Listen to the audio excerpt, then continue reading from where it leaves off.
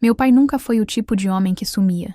Mesmo aposentado do exército, ainda acordava às 5 em ponto, preparava café preto sem açúcar e anotava cada detalhe do dia em um caderno de capa verde que cheirava a mofo e disciplina. Ele tinha o tipo de rigidez que não se desfaz nem com o tempo. E é por isso que, quando se passaram 15 dias sem uma ligação, uma mensagem ou sequer uma movimentação na conta bancária dele, eu soube que algo estava terrivelmente errado. No começo, tentei racionalizar. Ele poderia ter viajado, talvez visitar algum colega antigo de farda, mas não havia registros de passagem, nem vestígio de carro saindo da garagem. O silêncio era absoluto, e o silêncio, vindo de um homem como ele, gritava. Eu era capitã da Força Aérea, acostumada a lidar com relatórios precisos, protocolos e ordens diretas. Nada me tirava o sono facilmente. Mas naqueles dias, a insônia começou a se infiltrar como uma infiltração nas paredes da mente. Cada hora que passava, o som do telefone mudo parecia mais alto. Tentei manter o raciocínio militar, não agir por emoção, seguir lógica e evidência. Liguei para os hospitais, depois para o batalhão onde ele servira nos anos 80. Nenhuma pista, nenhuma ocorrência, nenhuma testemunha, nenhum registro. Parecia que ele tinha evaporado.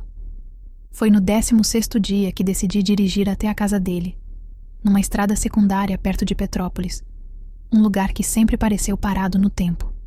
Eu conhecia aquele trajeto de cor, curvas estreitas, árvores densas, o cheiro de terra molhada misturado à ferrugem dos portões antigos. O vento frio da serra cortava o rosto, e cada quilômetro parecia me aproximar mais de uma resposta que eu não estava pronta para ouvir. Quando estacionei o carro diante da casa, o cenário parecia intacto. O portão trancado, o mesmo cachorro do vizinho latindo atrás da cerca, o mesmo balanço enferrujado rangendo no quintal. Mas havia algo diferente no ar, algo imperceptível e inquietante, como uma lembrança que não se encaixa direito. Peguei a chave reserva que ele sempre deixava dentro de uma lata velha de biscoitos, atrás da janela da cozinha. O gesto era automático, quase cerimonial. Quando a chave girou na fechadura, senti o estômago apertar. A porta rangeu, e o ar lá dentro tinha cheiro de abandono. Não o tipo de cheiro que vem com o tempo, mas aquele que nasce quando o cotidiano é interrompido de forma abrupta. O relógio da parede estava parado às 2h17. A chaleira ainda tinha marcas de vapor seco no bico. E o casaco dele, o mesmo casaco marrom que ele usava para caminhar até o armazém, estava jogado sobre o sofá, como se tivesse sido tirado às pressas. Eu comecei a andar pela casa como quem inspeciona uma cena de crime, mas com o coração de uma filha que tenta negar o óbvio. As gavetas estavam abertas, algumas reviradas. O velho rádio militar que ele mantinha na mesa estava fora da tomada. As pastas de documentos, ele sempre guardou pastas com etiquetas precisas, estavam fora de ordem. Em cima da cama, uma mancha escura no lençol me fez parar. Era pequena, quase seca, mas eu sabia reconhecer o que era sangue, mesmo que o mundo inteiro dissesse o contrário. Minha mente começou a correr mais rápido do que meus passos. Eu me ajoelhei e abri a gaveta do criado mudo. Dentro, encontrei o caderno verde. As últimas anotações terminavam abruptamente no dia 4 daquele mês.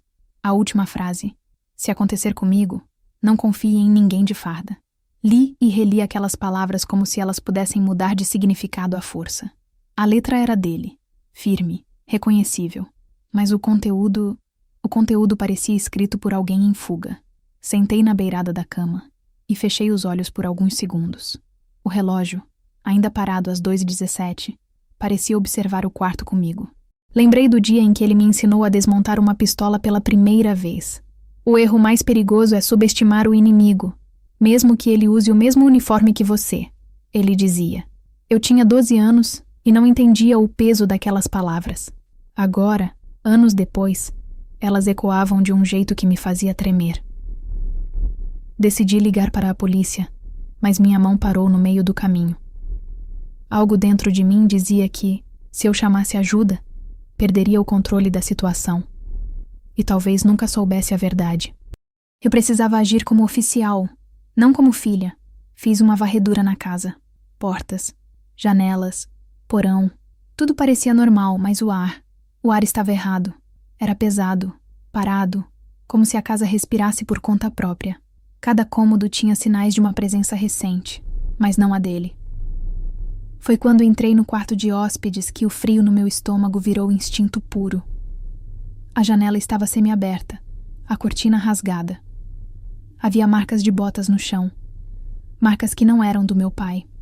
A distância entre elas indicava alguém pesado, talvez 2 homens, e o detalhe que me paralisou. As marcas terminavam em frente ao armário. Não havia saída, nem continuação. Apenas terminavam ali, como se os passos tivessem desaparecido dentro dele. A casa estava completamente silenciosa. Nenhum som de rua, nenhum ruído de vento. Apenas o som abafado do meu próprio coração. Eu estava prestes a discar o número da delegacia quando ouvi. Um som curto, abafado, como um suspiro contido. Vinha de dentro do armário. Segurei a respiração.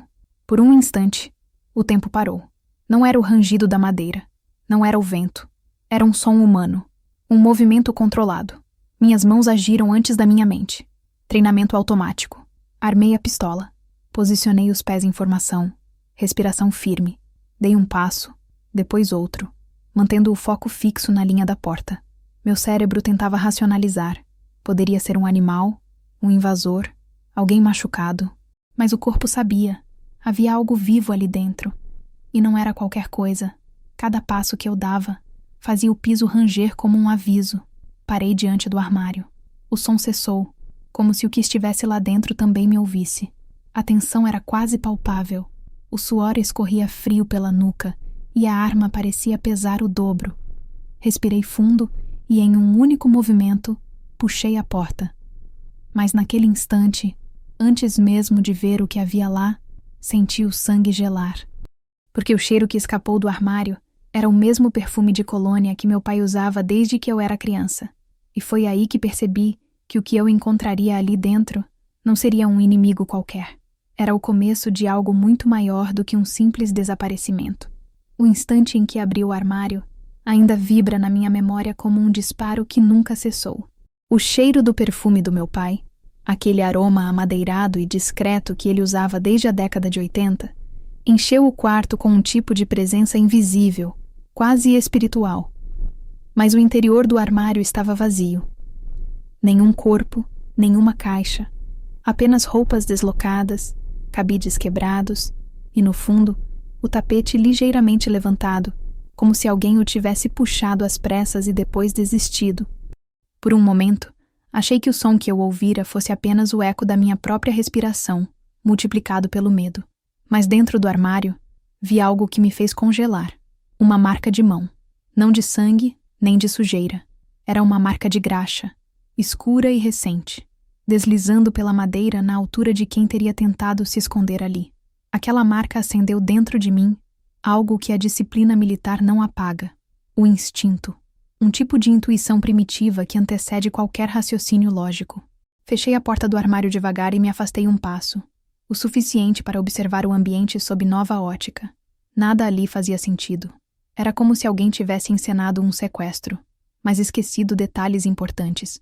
O rádio desligado, o relógio travado, o casaco sobre o sofá, todos esses elementos formavam uma composição cuidadosa demais para ser apenas desordem.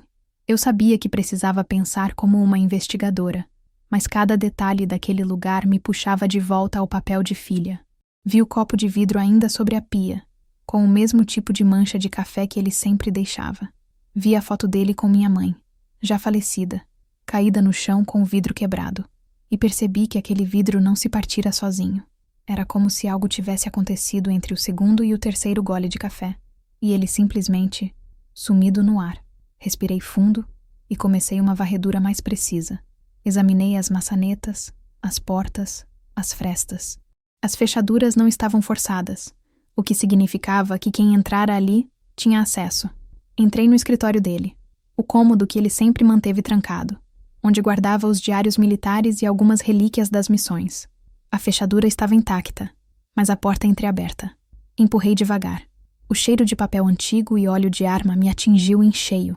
As prateleiras, antes organizadas por ano e por base militar, agora estavam vazias em pontos estratégicos, como se alguém tivesse levado apenas o que importava.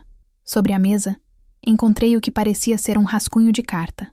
O papel amarelado tremia levemente em minha mão. As primeiras linhas eram legíveis, mas logo viravam um borrão de palavras riscadas. Eles estão voltando. Não posso manter você fora disso. Se eu sumir, não confie. O restante estava ilegível, como se ele tivesse parado de escrever no meio de uma urgência. Dobrei o papel e o coloquei dentro do bolso interno da jaqueta.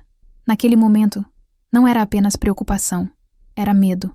Um tipo de medo racional, frio, o medo que nasce quando alguém percebe que a verdade que procura pode ser a mesma que vai destruí-la. Continuei andando pela casa. No corredor, percebi algo que me fez parar. Um fio de luz vinha debaixo da porta do porão. Era tênue, pulsante, como se algo lá embaixo respirasse. Aquele porão sempre foi o orgulho do meu pai. Ele costumava dizer que era sua sala de memórias. Mas eu sabia que lá também ficavam equipamentos antigos, rádios militares, transmissores. Quando eu era criança, ele me proibia de entrar ali. Dizia que era área técnica. Agora, o mesmo local parecia murmurar meu nome através da penumbra. Desci os degraus em silêncio, arma em punho, sentindo o frio subir pelas botas. O ar ali era mais denso, carregado de umidade e ferro. A lâmpada pendurada no teto piscava, oscilando como um batimento cardíaco. No canto direito, uma mesa de trabalho repleta de papéis, fios, circuitos e recortes de jornal. Comecei a ler os títulos. Exército encerra programa experimental de vigilância mental. Oficiais reformados se reúnem para denunciar omissões. Desaparecimento de sargento reformado não é considerado crime. Essa última manchete trazia uma foto antiga do meu pai. O coração bateu mais forte. Peguei o recorte e percebi que alguém havia circulado a data com uma caneta vermelha. O detalhe me fez lembrar de algo. Em uma das pastas que eu vira no quarto, havia etiquetas vermelhas. Senti que precisava voltar lá. Mas antes, um som me fez girar. Era o mesmo som abafado, vindo novamente de cima. Um arrastar leve, como se algo pesado se movesse no andar de cima. Corri a escada acima, a respiração controlada. Quando cheguei à sala, tudo estava exatamente igual. O relógio continuava parado, a chaleira ainda no mesmo lugar, o casaco no sofá. Mas agora havia uma diferença. A janela da frente estava aberta. Eu tinha certeza de que a deixara fechada. E do lado de fora, na calçada, vi o que parecia ser uma marca de pneu recente, barro fresco misturado à chuva fina que começava a cair. O som distante de um motor desaparecendo na estrada confirmou o que eu já sabia. Alguém estivera ali comigo o tempo todo. Fechei a janela, abaixei as persianas e sentei no chão. O treinamento dizia para isolar a área, comunicar comando e esperar apoio. Mas o comando agora era o inimigo desconhecido e o apoio inexistente. Eu precisava pensar. Lembrei da frase no diário dele. Não confie em ninguém de farda. Aquilo era mais do que um aviso paranoico. Era uma ordem codificada. Talvez ele tivesse descoberto algo que envolvia o próprio exército. Algo que não podia ser denunciado pelos canais normais. Peguei o telefone fixo. Disquei o número da minha colega de confiança, a tenente-coronel Miriam, que servia comigo desde a academia. Quando ela atendeu, a ligação estava cheia de interferência. Eu disse apenas 3 palavras. Meu pai sumiu. Do outro lado, um silêncio tenso e então uma frase curta. Sai daí agora. A linha caiu logo em seguida. Fiquei ali, imóvel, com o telefone na mão. A recomendação dela não era por acaso. Havia urgência, medo. Eu a conhecia bem o suficiente para entender o que estava nas entrelinhas. Algo grande estava em movimento, e eu estava dentro sem querer. Mas sair seria admitir que eu não tinha controle, e o controle era tudo o que me restava. Caminhei até a cozinha, olhei para o chão e percebi mais uma coisa errada. Uma linha fina de poeira partida. O tipo de marca que se forma quando alguém levanta uma tábua e depois a recoloca. Ajoelhei-me e toquei o assoalho. Estava levemente solto. Usei a ponta da faca para erguer a madeira. Debaixo dela, uma pequena caixa metálica. Dentro, havia uma chave, um pendrive e uma folha dobrada em 4, escrita à mão. Abri devagar. A letra era dele. Se encontrar isso, não entregue. Eles estão em tudo. Confie apenas no sangue. Guardei tudo no bolso e senti o coração acelerar. O frio do medo e o calor da adrenalina se misturavam. Voltei a percorrer os cômodos, verificando cada detalhe com atenção redobrada. Foi então que notei algo que havia passado despercebido antes. O rádio militar, aquele que estava desligado, agora emitia um pequeno ruído de estática.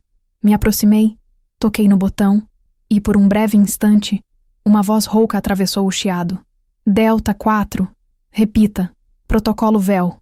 Depois silêncio. O som durou menos de 5 segundos, mas foi suficiente para despertar algo que eu achava enterrado. Lembranças fragmentadas de quando eu era criança, acordando no meio da noite e vendo meu pai em frente a esse mesmo rádio, falando baixo, anotando números em um caderno. Eu sempre achei que fossem mensagens entre veteranos. Agora, percebia que talvez nunca tivessem sido. O rádio voltou ao silêncio, e naquele silêncio, eu entendi que havia cruzado uma linha. A casa do meu pai não era mais apenas o cenário de um desaparecimento. Era um mapa, um código deixado para que eu o seguisse, ou uma armadilha para garantir que eu desaparecesse como ele. Fechei todas as portas, deixei as luzes apagadas e sentei novamente diante do armário. O mesmo armário que me fizera sacar a arma horas antes. O medo já não era o mesmo. Agora era cálculo. Eu olhei para aquele pedaço de madeira como quem encara um portal. No reflexo da superfície escura, jurei ver o contorno do rosto dele por um segundo, como uma lembrança projetada pela mente cansada.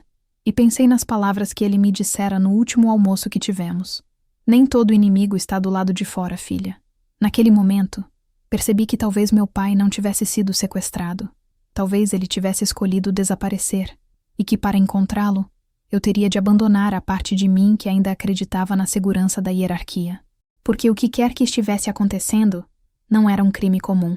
Era algo que começava dentro da própria instituição que formou a nós dois, e eu estava prestes a descobrir até onde o sangue e o segredo podiam se misturar, antes que um engolisse o outro.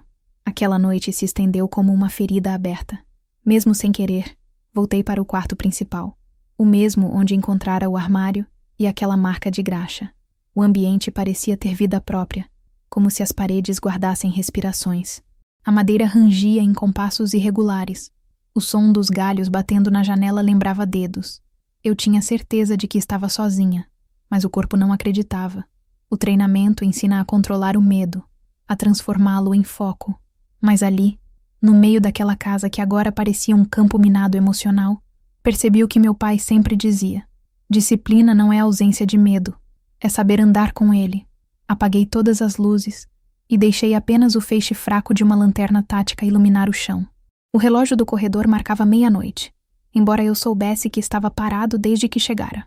O ar estava frio, e cada respiração formava uma pequena nuvem no escuro. No bolso, o pendrive pesava como um segredo quente, e a frase, confie apenas no sangue, latejava na cabeça. Aquelas palavras pareciam ecoar pelas paredes. Decidi voltar ao ponto onde tudo começou, o armário. Precisava observar de novo, dessa vez com calma. Aproximei-me devagar, sentindo o som da madeira estalar sob as botas. A cada passo, o ar parecia mais espesso, como se a casa quisesse me impedir de chegar lá. Quando finalmente fiquei diante do armário, percebi algo diferente. A porta estava ligeiramente aberta. Eu tinha certeza absoluta de que a havia deixado fechada. Um ângulo mínimo, de talvez 2 dedos, mas suficiente para gelar o estômago. Não hesitei. Segurei a arma com firmeza e empurrei a porta com o pé. O rangido soou alto, como um grito contido. Dentro, nada, aparentemente. Mas o olhar militar aprende a ver o que os outros não veem. Notei que o fundo do armário tinha uma fissura vertical quase imperceptível, uma linha fina separando 2 tábuas. Toquei a fenda, e ela cedeu sob a pressão dos dedos. Era um painel falso. Atrás dele, havia um espaço escuro e estreito, uma espécie de compartimento escondido. O cheiro era forte, mistura de mofo e óleo queimado. Apontando a lanterna para dentro, vi algo metálico refletindo a luz. Puxei com cuidado. Era uma caixa pequena, com o mesmo tipo de fecho militar usado em cofres portáteis. No topo, havia um número gravado à mão. Delta 4. O mesmo que eu ouvira no rádio. O coração acelerou. O fecho estava trancado, mas a chave metálica que eu havia encontrado sob o assoalho encaixava perfeitamente. Girei, e o clique ressoou pela casa como um disparo. Dentro, havia 3 itens. Um pendrive idêntico ao anterior, uma foto antiga e um crachá militar gasto com o brasão da Força Aérea. A foto era do meu pai, mais jovem, ao lado de outros homens em uniformes de camuflagem, mas havia algo perturbador. Todos eles estavam com os rostos riscados com uma caneta preta, exceto o dele. Atrás da foto, uma frase escrita à mão. Só um deles ainda está vivo. A mão tremia quando tirei o crachá. O nome impresso era o dele, mas a assinatura, não. Era uma assinatura feminina, e o número de identificação pertencia a outra pessoa, Capitã Letícia V. Costa, meu próprio nome. Fiquei sem ar por alguns segundos. Não fazia sentido. Meu número de registro era diferente, e aquele crachá datava de anos antes do meu nascimento. Era como se alguém tivesse colocado meu nome em um documento anterior à minha existência. O som veio logo depois, seco, abafado, vindo de dentro da parede atrás do armário. 3 batidas curtas, como se alguém usasse os nós dos dedos na madeira. Congelei. O instinto gritava para recuar, mas algo mais profundo me manteve ali. Apoiei a orelha na parede. Silêncio. Então, mais 2 batidas, seguidas de uma respiração. Eu conhecia aquele padrão. Quando eu era criança, meu pai usava o mesmo código para avisar que estava entrando no meu quarto. 2 batidas e um leve arrastar da mão. Meu corpo inteiro se arrepiou. O som se repetiu, mais fraco. Dessa vez, consegui ouvir algo entre as pausas. Um sussurro quase inaudível. Encostei mais o ouvido. Letícia. A voz era rouca, seca, mas inconfundível. Meu pai. Afastei-me rápido, como se o chão tivesse desaparecido. A cabeça girava. Era impossível. Ele não podia estar ali. E, no entanto, o som vinha exatamente do ponto onde o painel terminava. Comecei a examinar as bordas da parede com a lanterna, e logo encontrei o que parecia ser um contorno metálico oculto sob a pintura. Um compartimento, ou talvez uma passagem. Toquei o metal, e o painel vibrou levemente. Havia um pequeno botão embutido na lateral interna do armário, quase invisível sob a poeira. Pressionei. O painel deslizou para dentro com um estalo suave, revelando um espaço estreito o suficiente para caber uma pessoa. A lanterna iluminou uma escada curta, descendo para um túnel improvisado, revestido de madeira úmida e cheiro de ferrugem. O som da respiração, agora mais claro, vinha lá de baixo. Desci devagar, cada degrau rangendo sob o peso do corpo. O túnel era curto, mas o ar ali parecia outro, frio e metálico, com um zumbido elétrico distante. No fim do corredor, uma porta de ferro com a pintura descascada e uma inscrição apagada. Proibido acesso não autorizado. Bati 2 vezes. Silêncio. Mais uma. Nada. Então, do outro lado, algo arranhou o metal. Abri devagar. A luz da lanterna varreu o ambiente, revelando um cômodo subterrâneo, pequeno, com equipamentos antigos. Transmissores, fitas, caixas de munição e mapas colados nas paredes. No centro, uma cadeira virada de costas. E um som, respiração fraca, irregular. Dei um passo à frente, a arma firme na mão. Toquei na cadeira e a girei. O que vi me quebrou por dentro. Era ele. O rosto pálido, a barba crescida, o olhar confuso, como se não me reconhecesse. Mas era ele, meu pai. Pai? A voz saiu mais como um sussurro do que uma palavra. Ele piscou, os olhos se ajustando à luz. Tentou falar, mas a voz falhou. Eu me ajoelhei, tentando segurá-lo, mas ele recuou, com medo. Eles estão aqui, murmurou. Você não devia ter vindo. O corpo dele tremia. As mãos estavam sujas de graxa, a mesma que eu vira no armário. Ele usava o mesmo relógio de pulso, quebrado às 2h17. O relógio, o sangue, a hora parada. Tudo se encaixava. Eu tentei acalmá-lo, mas ele olhava em volta como um animal acuado. Pai, sou eu. Ele balançou a cabeça, desesperado. Eles estão ouvindo, Letícia. O rádio. Nunca desligue o rádio. Olhei para o canto da sala e vi o velho transmissor ligado, a luz vermelha piscando. Peguei o microfone. Quem está na escuta? Silêncio.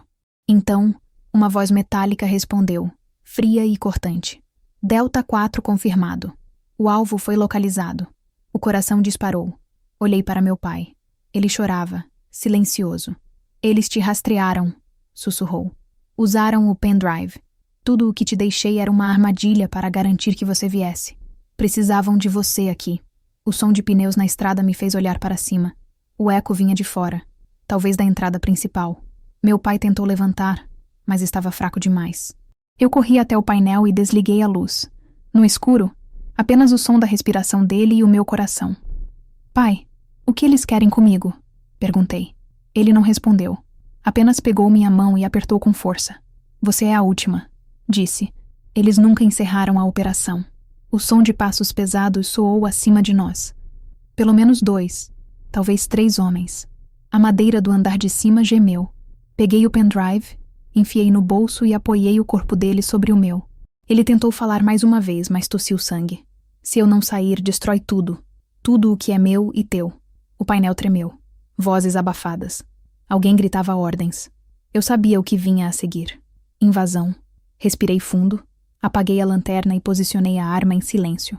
A casa, o armário, o túnel, tudo se tornara um campo de guerra entre o passado e o presente. E ali, naquele escuro, com o sangue dele escorrendo pelo meu braço, percebi que o que me trouxera até ali não era apenas o amor de uma filha, era o eco de uma missão que começara muito antes de eu nascer. E agora, eu estava no centro dela. O primeiro som que se destacou no meio da confusão foi o das botas.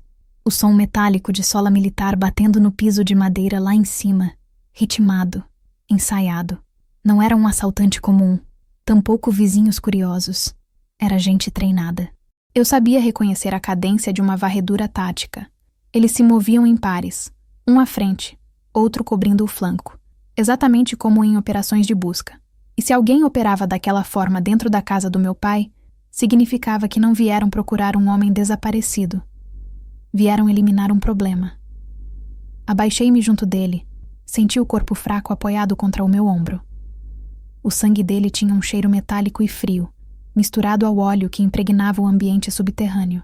Pai, precisamos sair daqui, sussurrei, mas ele apenas balançou a cabeça com o olhar perdido no vazio.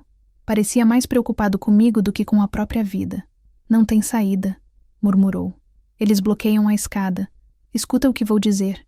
Mas as palavras dele se dissolveram quando um estrondo ecoou do andar de cima, a porta principal sendo arrombada.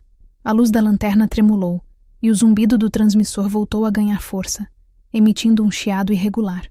Eu corri até ele e baixei o volume, mas antes que pudesse desligá-lo, uma voz atravessou a estática. Era uma voz masculina, fria, sem pressa. Delta 4, relatando posição confirmada. O alvo é duplo. Repito, alvo duplo. Por um segundo, achei que fosse uma gravação. Mas a frase seguinte congelou meu sangue. A filha está viva. Aquilo não era transmissão antiga. Era ao vivo. Eles sabiam que eu estava ali. Olhei para o teto e calculei o tempo de descida. 15 segundos. Talvez menos. Precisava agir. No canto da sala subterrânea havia uma segunda porta. Menor, de ferro. Parcialmente coberta por caixas antigas. Corri até ela, arrastei as caixas com o ombro e girei o trinco. Estava emperrado. Usei o cano da arma para forçar. O rangido metálico denunciou nossa posição, mas finalmente a tranca cedeu. Por trás da porta, um corredor estreito que seguia para o lado oposto da casa. Segurei meu pai pelo braço, tentando erguê-lo. Ele resistiu. Não posso ir, insistiu com a voz fraca. Você sim. Você precisa ver o que está no cofre. Apontei a lanterna para o outro canto da sala e vi o que ele indicava. Um cofre embutido na parede. Pequeno, coberto por poeira. O painel digital estava desligado. Qual a senha? Perguntei. Ele respirou fundo e, entre tosses quase imperceptíveis, murmurou.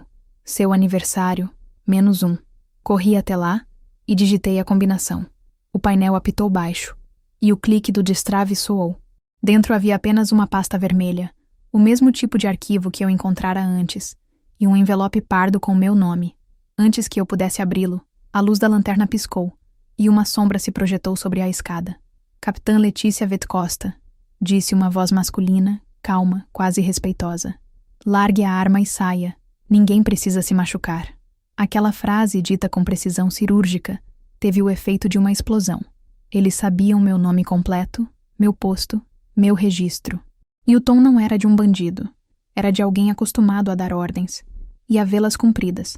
Apontei a arma para a escada, mas a lanterna agora oscilava demais para distinguir o rosto. Apenas a silhueta de um homem alto, com colete e capacete tático, segurando o fuzil em posição de pronto. Atrás dele, outros 2. "Quem é você?" gritei. Ele não respondeu de imediato. Desceu 2 degraus, lento, como quem sabe que controla o tempo. "Seu pai cometeu traição, capitã. E você está interferindo numa investigação sigilosa." "Investigação?" retruquei. "Invadir a casa de um aposentado é agora parte do protocolo?" O homem sorriu. "Não de deboche, mas de algo pior. Certeza. Seu pai nunca se aposentou. Ele fugiu. E você, sem saber, acabou reativando o rastreio. A transmissão do rádio confirmou sua localização. Foi ele quem pediu que viessem atrás." Meu pai reagiu com um gemido rouco, tentando erguer a cabeça. "Mentira", murmurou. Eles mataram todos." O homem deu mais um passo e apontou o fuzil na direção dele. "Então finalize o que começou." Disparei antes que pensasse. O tiro ricocheteou na parede, fazendo faíscas saltarem. A escuridão engoliu o som. Eles recuaram alguns metros e aproveitei para arrastar meu pai até o corredor lateral. Ele estava quase inconsciente. A cada passo, deixávamos um rastro de sangue. O corredor terminava em uma escotilha enferrujada que dava acesso ao quintal. Usei o ombro para empurrá-la. A chuva fina caía, misturando-se à lama. O ar da madrugada era frio, cortante, e a neblina da serra engolia tudo a poucos metros de distância. Eu o apoiei contra o muro e tentei avaliar a situação. A casa estava cercada, e em poucos minutos eles fariam uma busca completa. Eu precisava de um plano, e rápido. Foi então que ouvi a voz novamente, mais próxima. "Letícia, você não entende o que está fazendo." Ele não gritava com raiva, mas com convicção. "Seu pai colocou em risco um programa de segurança nacional. Se continuar, você vai arruinar sua própria carreira. Você não quer isso." O modo como ele falava, firme, calculado, revelava alguém que conhecia o protocolo militar por dentro. Um de nós. E foi nesse instante que percebi algo ainda mais estranho. A voz não era completamente desconhecida. Eu já a tinha ouvido antes, anos atrás, durante meu treinamento em Anápolis. O instrutor de comunicações, Capitão Heitor Ramos. Um homem discreto, respeitado, especialista em operações de sigilo. "Ramos!" gritei de volta. O silêncio que se seguiu foi a confirmação que eu temia. Meu pai abriu os olhos e segurou minha manga com força. "Ele era o meu superior", sussurrou. "O único que sobreviveu ao projeto Véu. Eles querem as gravações. E você é a chave." Não entendi de imediato. "Chave do quê?" Ele respirou fundo, tentando juntar forças para continuar. "O projeto usava códigos genéticos, comunicações por frequência neural. Você nasceu depois disso, Letícia. Mas algo em você ficou." Por um momento, achei que ele delirava. Mas quando tirei o pendrive do bolso e o aproximei do transmissor, a luz vermelha piscou 3 vezes, depois ficou azul. O rádio ligou sozinho. Na frequência, uma mensagem automática começou a tocar. "Operação Véu. Protocolo de ativação em curso." O som das botas voltou, agora muito perto. Ramos gritou de novo. "Capitã, desligue o dispositivo." Não obedeci. Peguei o rádio e aumentei o volume. A gravação seguiu com uma sequência de números e coordenadas. Depois uma frase que fez meu coração parar. "Sujeito 014 confirmado. Letícia V. Costa." Meu pai chorava silenciosamente. "Eles te transformaram em receptor, filha. Tudo o que fiz foi tentar tirá-la do radar." A lanterna de Ramos surgiu na neblina, cortando o escuro. Ele caminhava em minha direção, o fuzil abaixado. "Não quero te machucar", disse. "Mas se continuar, eles virão todos. E não serão como eu." O rosto dele agora estava visível, envelhecido, mas o mesmo olhar frio de sempre. "Você não entende", retruquei. "Vocês brincaram com a mente das pessoas, com o corpo delas." Ele respirou fundo, e pela primeira vez, vi dúvida em seu semblante. Foi por segurança nacional. A risada do meu pai quebrou o silêncio. Era uma risada amarga, quase histérica. "Segurança? Você chama isso de segurança? Quantas famílias destruídas? Quantas crianças com pesadelos de códigos que nem deviam existir? Ramos se aproximou mais um passo, apontando para mim. Letícia, olhe para o que está segurando. O pendrive está emitindo sinal. Eles já estão rastreando. Solte-o agora. E se eu não soltar? Perguntei. Ele hesitou. Então você será caçada como ele foi. O som de hélices ao longe confirmou suas palavras. Um helicóptero se aproximava, cortando a névoa. A luz dos holofotes começou a varrer o terreno.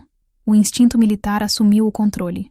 Puxei meu pai de volta para o túnel, enquanto Ramos gritava ordens no rádio.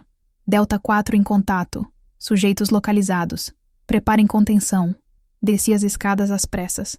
Mas algo em mim sabia que não conseguiríamos fugir assim. Havia uma brecha. Um último truque. Lembrei do painel falso e do sistema de energia improvisado do porão. Se eu sobrecarregasse os circuitos, poderia causar um curto e apagar todo o sinal elétrico da área por alguns minutos, tempo suficiente para escapar.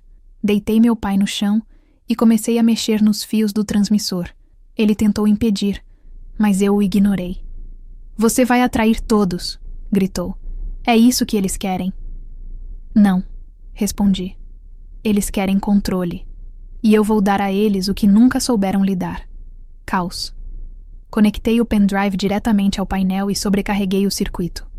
Um clarão azul percorreu as paredes, seguido de uma explosão surda. As luzes da casa se apagaram, e por um breve momento, o mundo inteiro pareceu parar. O helicóptero apagou os holofotes. O rádio silenciou. Quando a fumaça baixou, percebi que Ramos não estava mais à vista. Apenas o som distante da chuva e o pulsar fraco do coração do meu pai. Ele me olhava com orgulho e dor misturados. Agora você começou o que eu não consegui terminar, murmurou. E eles vão vir por você. Apertei a mão dele, e naquele silêncio pós-explosão, entendi que não havia mais retorno. O que quer que o Projeto Véu tivesse sido, agora estava desperto, e ligado a mim. E o homem que sabia meu nome completo não era mais o inimigo. Era apenas o primeiro aviso do que estava por vir. O clarão azul da explosão ainda dançava por trás das pálpebras quando o silêncio tomou a casa. Nenhum ruído, nenhuma voz de comando, nenhum som de botas acima. Apenas o eco distante da chuva e o zumbido residual da descarga elétrica que apagara tudo. O transmissor estava em chamas, o painel derretido. As paredes tremiam, e o ar cheirava a ozônio e ferrugem. Eu sabia que aquela calmaria não era segurança. Era intervalo. O tipo de pausa que antecede a retomada da caça. O tempo que eles levariam para restabelecer o sinal seria o mesmo que eu tinha para desaparecer. Mas antes de sair, precisava entender o que exatamente eu havia desencadeado. O pendrive ainda estava conectado, carbonizado na ponta, mas o outro, o que eu encontrara na caixa do armário, permanecia intacto no bolso. O helicóptero havia se afastado, talvez desorientado pela pane. O velho túnel agora estava parcialmente coberto por fuligem, mas ainda respirável. Apontei a lanterna reserva e olhei para meu pai. Ele estava fraco, mas consciente. Você precisa ir, disse, com a voz embargada. Pegue o arquivo vermelho. O resto já está perdido. Obedecer a uma ordem era parte da minha natureza, mas obedecer a dele naquele estado partia algo dentro de mim. Arrastei-o até o canto da sala, onde o ar estava menos denso, e cobri-o com um casaco. Peguei a pasta vermelha que estava dentro do cofre e, antes de sair, olhei para ele mais uma vez. Ele acenou, com aquele meio sorriso que sempre dava quando me via partir para uma missão. Só que, dessa vez, havia uma despedida naqueles olhos. Subi as escadas do túnel e cheguei novamente ao quarto. A luz da lanterna revelava o caos. As janelas quebradas, marcas de tiros nas paredes e um rastro de pegadas molhadas indo em direção à porta dos fundos. Eu sabia que não eram minhas. Ramos e sua equipe haviam recuado, talvez esperando reforço, talvez reposicionando o perímetro. Isso me dava minutos, talvez menos, para entender o que estava em minhas mãos. Abri a pasta sobre a mesa. Dentro, 3 envelopes selados, um dossiê encadernado e uma fotografia antiga. A foto mostrava 5 homens e uma mulher, todos fardados, perfilados diante de um hangar com o brasão da Força Aérea. Atrás deles, um letreiro em tinta desbotada. Operação Véu, Unidade Delta 4. Reconheci meu pai entre eles, mais jovem, e ao lado dele, o Capitão Ramos. Mas o que me fez gelar foi o sexto rosto, a mulher. Era idêntica a mim, mesmos traços, mesma expressão, só que datada de 1986. Revirei o verso da foto. Uma anotação feita à mão dizia: Sujeito 014, resultado confirmado. Aquela mesma designação havia sido pronunciada pelo transmissor momentos antes da explosão. Eu, ou alguém antes de mim, era o sujeito 014. Abri o primeiro envelope. Dentro, relatórios médicos assinados por uma equipe que eu não conhecia, mas os carimbos pertenciam ao Comando de Pesquisa e Tecnologia da Aeronáutica. Os documentos descreviam testes de condicionamento neural responsivo, linguagem de controle mental, travestida de ciência comportamental. Um trecho dizia: a transmissão cognitiva via frequência ultrabaixa apresentou sucesso em 4 dos 12 candidatos. O sujeito 014 demonstrou resposta completa ao estímulo de comando remoto. As palavras me atravessaram como lâminas. A mente treinada tentava organizar a informação, mas o corpo reagia por instinto. Náusea, tremor, negação. Meu pai havia tentado esconder isso de mim por anos. Eu nunca soubera por que ele surtava ao ver qualquer aparelho de rádio, por que odiava os exames médicos da força, por que queimava papéis toda noite no quintal. Agora tudo fazia sentido. Ele havia participado de algo que jamais deveria ter existido, e eu era o resíduo vivo daquela experiência. Peguei o segundo envelope. Dentro, um relatório de missão com data de 1994. O texto era mais curto, direto, sem emoção. Operação Véu encerrada. Todos os participantes considerados neutralizados. Material genético remanescente transferido para o setor Bravo. Arquivo Letícia. Arquivo Letícia. A ironia me fez rir sozinha. Um riso sem som. Eu não era apenas uma filha tentando entender o sumiço do pai. Eu era a continuação de um programa militar enterrado décadas atrás. E o pior, meu nome estava em documentos que datavam antes do meu nascimento. Ou alguém havia falsificado tudo para me manipular, ou a história que meu pai contava sobre ter lutado para me salvar de algo era literal. O terceiro envelope continha um pendrive prateado, diferente dos outros. Gravado nele, apenas uma inscrição. Somente para Delta 4. Senti o impulso de conectá-lo ao notebook que eu carregava na mochila, mas hesitei. Se o primeiro já havia me colocado sob rastreio, o segundo poderia reacender o sinal. Mesmo assim, algo me dizia que ali estava o elo final entre meu pai, Ramos, e aquele programa maldito. Antes que eu pudesse decidir, ouvi um estalo vindo da janela. Um reflexo rápido. O laser de uma mira tática cortando o escuro. Rolei para o chão por instinto. E o vidro explodiu logo depois. Alguém estava mirando direto em mim. Engatinhei até o corredor e me arrastei até a cozinha. Outra janela estourou. Fragmentos de vidro caindo como chuva. Eles tinham me localizado novamente. De repente, uma voz ecoou pela casa, amplificada, distorcida. Capitã Costa, não complique. Você está em posse de material sigiloso. Entregue o arquivo e saia com as mãos levantadas. Você não será ferida. O tom era profissional, quase educado, mas a ameaça era clara.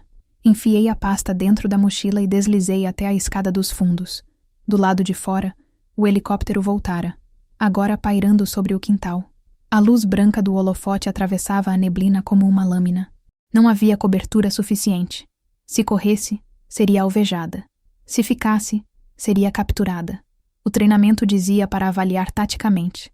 O instinto dizia para desaparecer. Escolhi o instinto. Desci pelo terreno lateral, onde o barranco coberto de vegetação descia até um pequeno riacho. Escorreguei, caí de joelhos, mas continuei.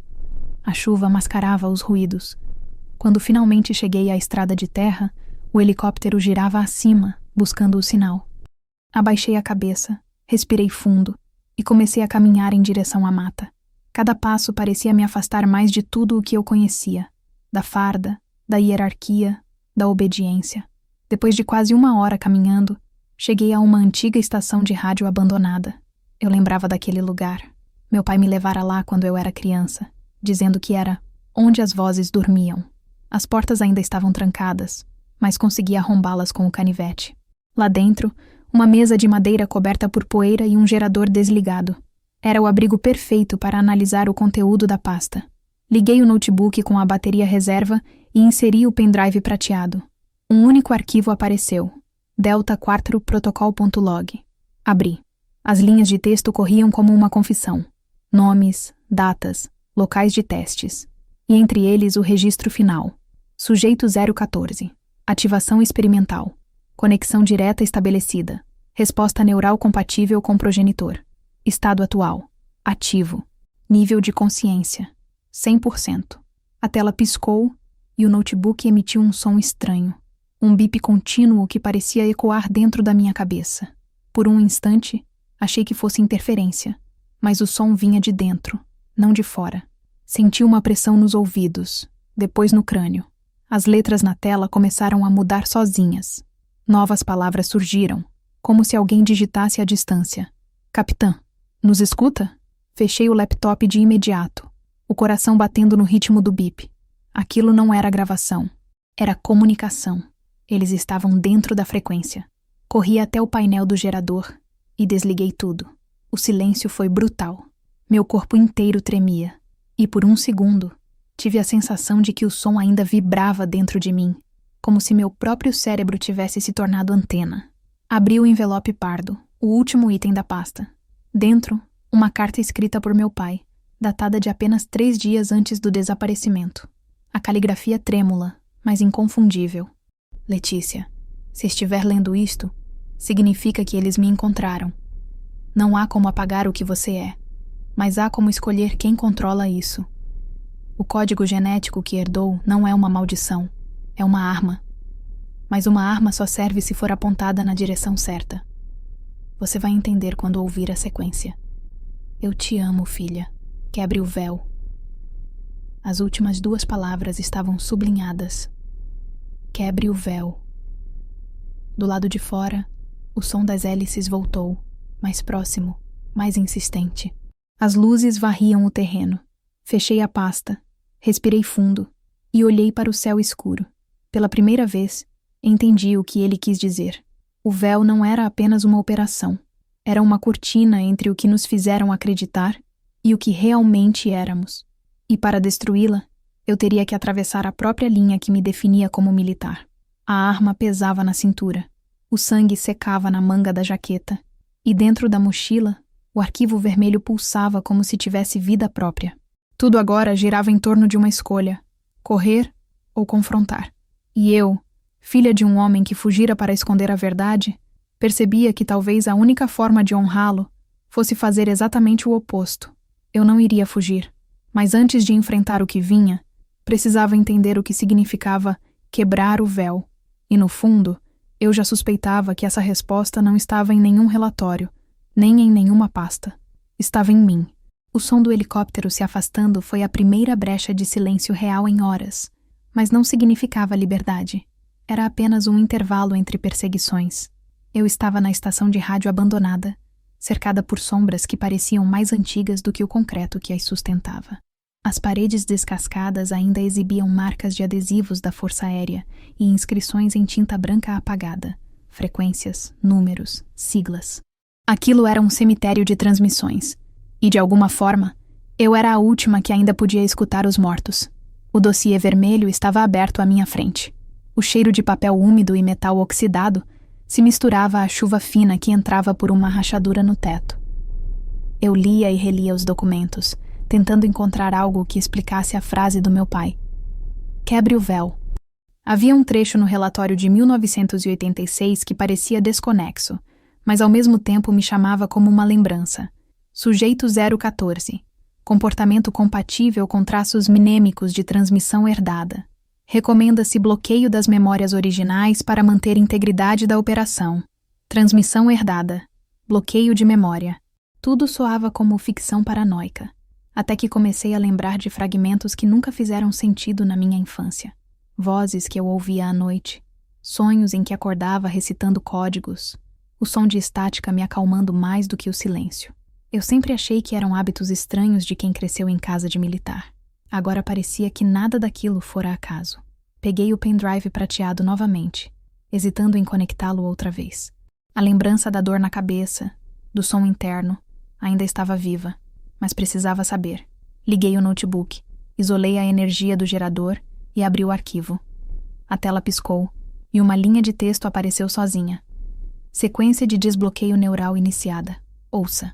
Um som grave começou a vibrar nos alto-falantes, uma frequência quase inaudível, mas que ressoava dentro do crânio como um tambor distante. Era impossível descrevê-la. Não era música, nem ruído. Era algo entre os dois. A tela piscava em sincronia com a frequência, e uma imagem foi se formando lentamente. O símbolo da Força Aérea, sobreposto a uma figura circular, uma espiral. Dentro dela, um número, 014. Fechei os olhos por reflexo, mas quando os abri, o som tinha cessado.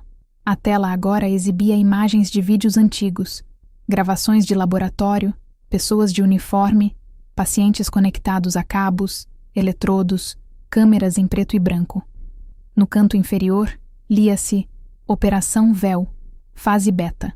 Vi rostos jovens, assustados, alguns reconhecíveis de fotos antigas do meu pai. Homens que serviram com ele. Entre eles, uma mulher de cabelos curtos que se parecia comigo.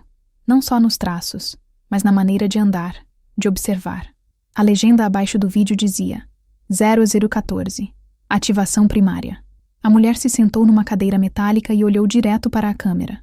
O pesquisador perguntou algo inaudível, e ela respondeu com voz calma, neutra, quase robótica. Conectada. Transmissão estável. Frequência 7.43 confirmada. O pesquisador anotou algo e depois disse: proceda com simulação. Ela fechou os olhos e o monitor ao fundo começou a piscar com dados e linhas de código. Então, no meio do ruído digital, ouvi meu próprio nome, não o dela, o meu, Letícia. Pausei o vídeo, o coração martelando. Aquilo não era possível. O registro datava de antes do meu nascimento. Era como se aquela mulher estivesse chamando por mim, através do tempo. Minhas mãos tremiam. Continuei assistindo. Na sequência, o pesquisador perguntou: Sujeito 014, reconhece a origem da voz? Ela respondeu: sim, é minha herdeira. Ele riu, satisfeito. Excelente. A transmissão é estável mesmo após desconexão temporal. Desconexão temporal. Aquilo não era simples condicionamento mental. Eles haviam criado um elo neural entre gerações. Um tipo de herança cognitiva. Não genética no sentido biológico, mas codificada. Uma memória artificial implantada no DNA. Meu pai, ao participar da operação, talvez tenha se submetido ou permitido que minha mãe fosse incluída no experimento. E o resultado fui eu. Fechei o laptop e tentei respirar. As paredes da estação pareciam girar. O som da chuva se misturava com lembranças que não me pertenciam. Uma voz masculina gritando comandos, uma sirene tocando, o cheiro de pólvora. Eu nunca estive em combate real antes de ser promovida, mas aquelas sensações eram de uma guerra antiga, e dentro de mim, algo se abria como um arquivo corrompido que de repente começa a rodar de novo. Lembrei do dia em que fui convocada para o primeiro exame psicológico da força. O médico insistiu em saber se eu tinha histórico de sonhos repetitivos. Eu disse que sim, que sempre sonhava com uma sala branca, com cabos, com alguém dizendo números que eu nunca lembrava ao acordar. Ele anotou calmamente e mudou de assunto. Na época, achei que fosse rotina. Agora entendi. Aquele exame não era para avaliar minha mente. Era para garantir que ela ainda estava sob controle. Um trovão estourou lá fora. A luz piscou e um clarão invadiu a sala. O laptop reiniciou sozinho e o log finalizou a sequência com uma frase. A missão nunca terminou. Delta 4 aguarda reconexão. Antes que eu pudesse reagir, um som metálico me fez levantar a arma. Alguém havia entrado. Os passos eram lentos, arrastados, mas firmes. Apontei a lanterna e vi uma figura na porta, encharcada, coberta de lama. Meu coração congelou. Era meu pai. Ele cambaleou até a mesa e caiu de joelhos. Seguiram você, disse entre respirações curtas. Eles querem o protocolo completo. Querem o que está dentro de você. Corri para ajudá-lo, mas ele me empurrou de leve. Escuta, o véu foi criado para prever guerras antes que acontecessem. Usavam pessoas como receptores de variações mentais, de campos eletromagnéticos, mas não conseguiram controlar. Você é a única que manteve a conexão sem colapsar. É por isso que eles nunca desistiram. E você? Perguntei. Por que ficou escondido? Ele olhou para mim com um misto de culpa e alívio. Porque eu ajudei a criar o sistema. E quando vi o que estavam fazendo com as crianças, eu tentei apagá-lo, mas era tarde. Ele já estava em você. As palavras pesaram como chumbo. Eu, que havia passado a vida inteira acreditando que a disciplina e o mérito me trouxeram até o posto de capitã, agora percebia que talvez eu tivesse sido moldada para isso. Não escolhida, mas programada. O barulho de motores voltou a ecoar, mais distante, mas cada vez mais próximo. Ele segurou meu pulso. Se me ama, quebre o véu agora. Eles te rastreiam pela frequência cerebral. Destrua o dispositivo. Peguei o notebook e o pendrive, hesitando. Se eu fizer isso, talvez nunca descubra a verdade. E se não fizer, nunca vai ter liberdade. Eu sabia que ele estava certo. Coloquei o pendrive sobre a mesa, saquei a pistola e mirei. Mas antes de atirar, o som da voz dele ecoou de novo. Só que não o dele. A mesma voz metálica, saindo dos alto-falantes quebrados. Capitã Costa, o protocolo de sincronização está completo. Bem-vinda de volta à unidade Delta 4. Atirei. A bala atravessou o pendrive, e o metal se partiu em pedaços, liberando um estalo elétrico que apagou tudo por um segundo. O cheiro de queimado encheu o ar. Quando a fumaça dissipou, meu pai estava de pé, olhando para mim com lágrimas. Você fez o certo, disse. Mas agora eles virão com tudo. A estação começou a vibrar. Lá fora, um clarão branco atravessou o céu. Não era relâmpago. Era um drone de reconhecimento iluminando o terreno. Eu o vi e entendi que não adiantava correr. O que quer que o projeto véu fosse, já estava em curso outra vez. Pai, o que significa quebrar o véu de verdade? Perguntei. Ele me olhou com uma expressão que misturava medo e fé. Significa revelar. A missão fantasma não é destruir o sistema. É expor o que somos. O véu não é só deles. É a mentira que nos mantém obedientes. Ele tirou do bolso um pequeno dispositivo metálico, do tamanho de uma moeda. Este é o núcleo, o verdadeiro arquivo. Tudo o que fizeram, cada nome, cada experimento está aqui. Só pode ser acessado por você. O DNA de controle é o seu. Por que não me contou antes? Porque antes você acreditava no exército. Agora acredita em si. As sirenes começaram a soar ao longe. Ele colocou o dispositivo na minha mão e sorriu. Acabe com isso, filha. Naquele instante, compreendi o peso do que ele pedia. A missão fantasma não era uma operação de campo. Era a minha vida inteira sendo desconstruída. Tudo o que eu fizera, cada promoção, cada ordem seguida, talvez tivesse sido apenas um caminho para me levar até aquele ponto. Saímos da estação e nos misturamos à neblina da madrugada. As luzes do drone cortavam o céu como faróis de um deus cego. Eu senti o chão vibrar com o som das hélices, e enquanto corríamos em direção à mata, percebi algo que me fez parar por um segundo. A frequência dentro da minha cabeça, aquele som grave, quase inaudível, tinha parado. Pela primeira vez em anos, havia silêncio. E foi nesse silêncio que comecei a lembrar do que nunca vivi, mas de alguma forma ainda carregava. A mulher do vídeo, o código 014, o olhar dela dizendo que me esperava. Talvez o projeto véu não fosse apenas um experimento. Talvez fosse um ciclo. E eu acabara de quebrar o primeiro elo. O passado que eu nunca soube deixara de ser mistério. Agora era destino. A floresta parecia viva. Cada galho que se movia era um aviso. Cada sombra, uma ameaça. A névoa era tão densa que o ar parecia sólido, e a única coisa que me mantinha orientada era o som irregular da respiração do meu pai logo atrás de mim. Havíamos deixado a estação de rádio às pressas, com o núcleo metálico, aquele pequeno disco prateado que ele chamava de verdade comprimida, guardado dentro de uma bolsa de lona amarrada junto ao meu corpo. O helicóptero havia se afastado, mas os drones ainda zumbiam em algum ponto distante, rastreando calor, movimento, sinal. Eu sabia que estávamos sendo caçados, e ao mesmo tempo, sabia que eles não podiam simplesmente nos eliminar. Ainda precisavam de mim. Isso tornava a caçada mais perversa. Não era a morte que eles queriam, era a captura. Atravessamos o matagal até encontrar uma clareira onde o terreno se inclinava em direção a um velho casarão de fazenda abandonado. A estrutura parecia prestes a desabar, janelas quebradas, o telhado com buracos, mas ainda assim oferecia abrigo. Meu pai tropeçou antes de chegar à varanda, e o segurei antes que caísse. O sangue dele, já escuro, manchava a camisa. Eu o levei até uma cadeira e o obriguei a sentar. O olhar dele estava distante, mas a mente ainda lúcida. Eles vão mandar alguém, murmurou. Não um esquadrão, um homem só. É assim que fazem quando o assunto é pessoal. Entrei na casa e fiz uma rápida varredura. O chão rangia. O cheiro de madeira molhada e urina antiga me deu enjoo, mas o lugar parecia seguro o bastante por hora. Voltei para o alpendre e comecei a limpar o ferimento do meu pai com um pedaço de tecido rasgado. Ele me observava em silêncio, com uma mistura de orgulho e pesar. Você tem a mesma forma de fechar a mandíbula que sua mãe, disse, como se o tempo de repente tivesse voltado a um momento banal de família. Eu não sabia o que responder.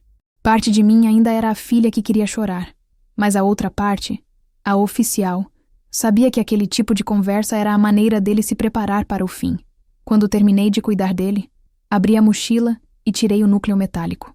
Era pequeno, leve, mas irradiava uma presença estranha.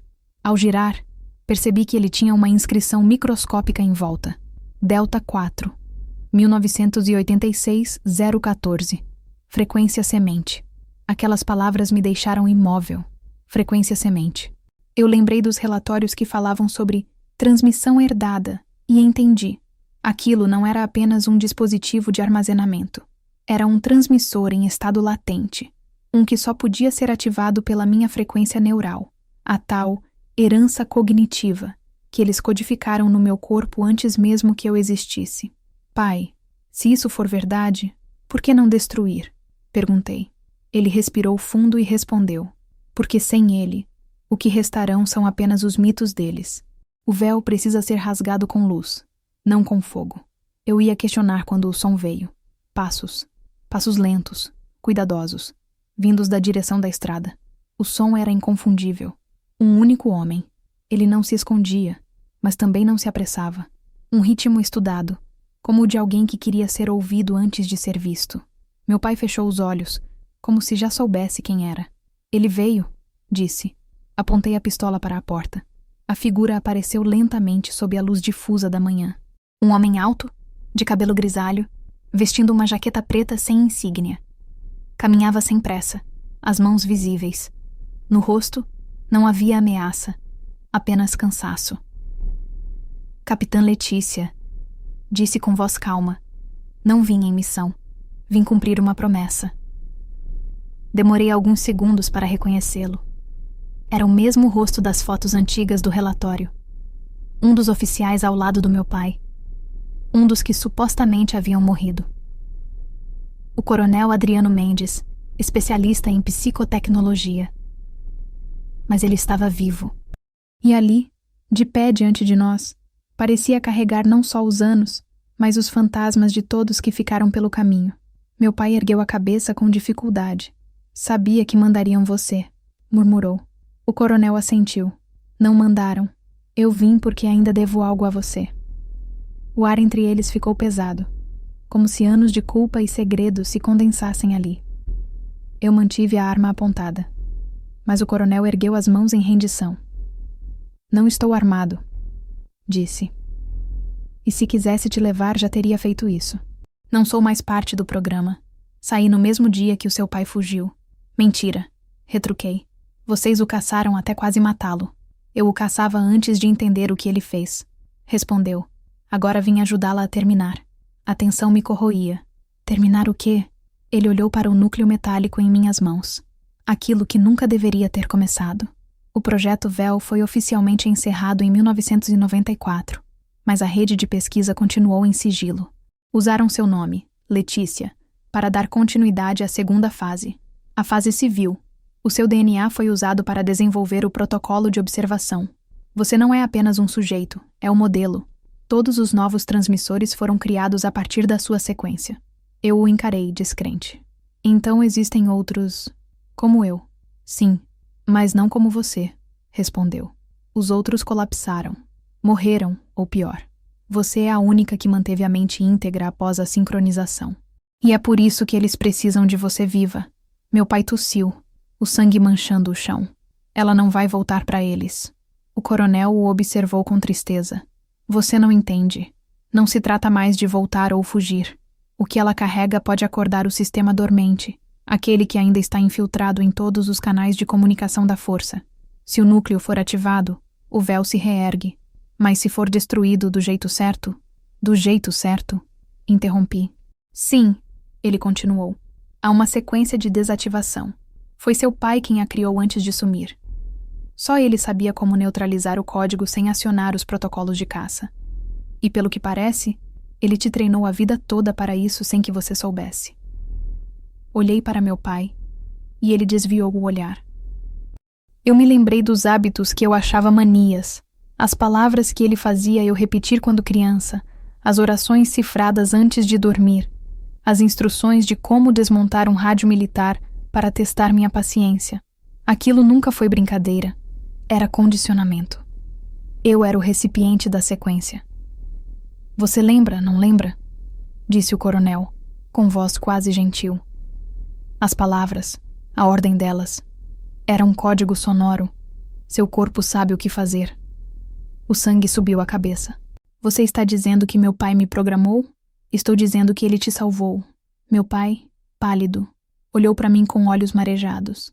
Eu escolhi a única forma de proteger você de dentro do sistema.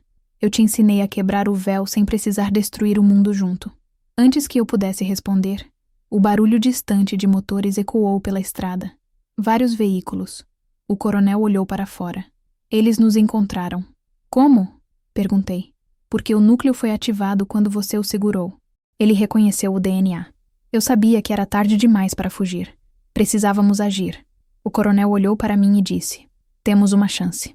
O pedido dele, o único que só você pode atender, é encerrar o que começou.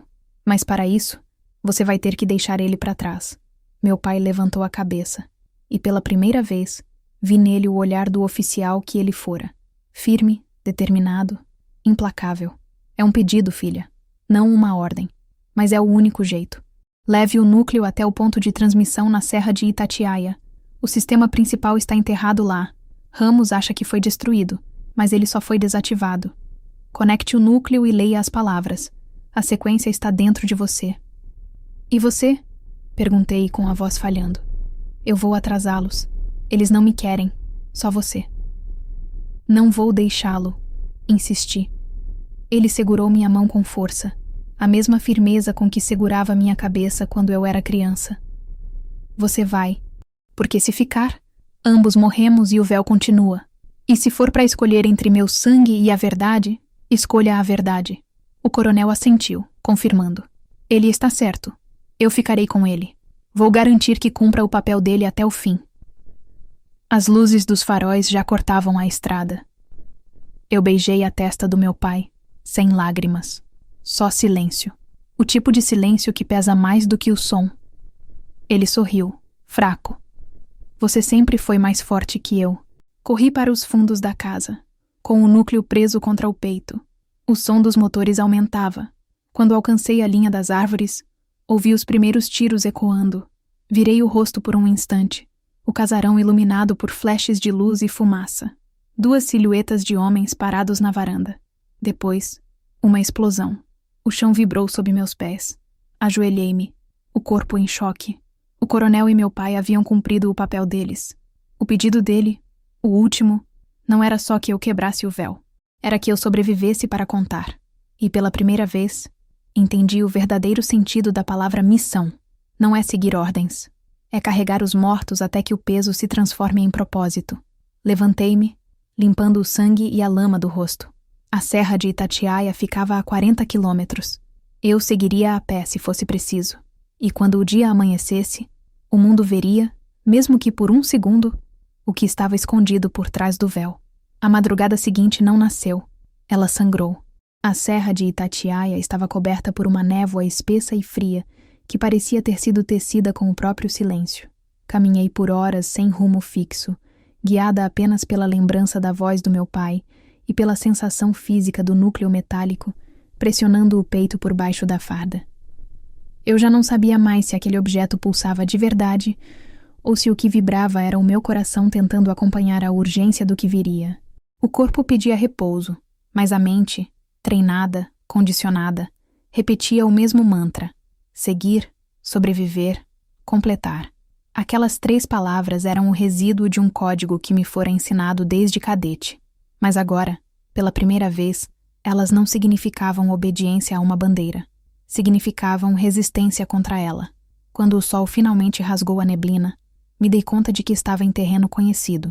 A estrada de terra que subia pela encosta levava ao antigo posto de observação da aeronáutica, desativado nos anos 90, oficialmente por custos de manutenção.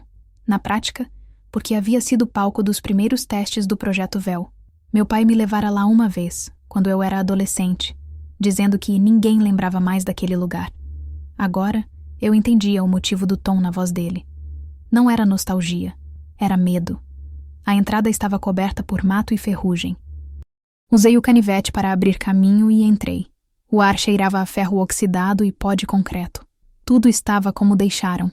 Cabos pendurados, mapas rasgados, restos de equipamento militar. Mas havia algo diferente. As pegadas, recentes, pesadas. Alguém estivera ali. Segui-as até uma sala onde ainda restava um gerador antigo. Encostado na parede, um uniforme dobrado, o mesmo padrão da Força Aérea Brasileira. E sobre ele, um símbolo bordado com linha vermelha. O brasão da Unidade Delta 4. Meu corpo inteiro enrijeceu. Aquilo não podia estar ali por acaso. Aproximei-me com a arma em punho. Quando toquei o tecido, percebi que estava quente. Alguém acabara de tirá-lo. O som de passos ecoou atrás de mim. Firmes, cadenciados, conhecidos demais. Virei-me instintivamente. O homem à porta não usava o uniforme completo, mas a postura denunciava a patente. Capitão Ramos. Sabia que te encontraria aqui, disse ele sem levantar a arma. Seu pai sempre foi previsível. Eu o encarei, sentindo o sangue ferver. Ele está morto. Eu sei, respondeu com calma. E é por isso que agora você não tem mais quem te proteja. O senhor acha que eu ainda preciso de proteção? O sorriso dele foi breve e quase triste. Você sempre foi igual a ele. Acha que pode salvar a verdade do mundo. Mas o mundo não quer ser salvo, capitã. Quer ordem. E é isso que o véu fornece. Aquele tom, arrogante, paternalista, reacendeu todas as lembranças da academia, de quando ele era o instrutor que dizia que mulheres na força tinham que provar o dobro e errar a metade. Eu respirei fundo, firmei os pés e disse: ordem não é controle, é covardia travestida de hierarquia.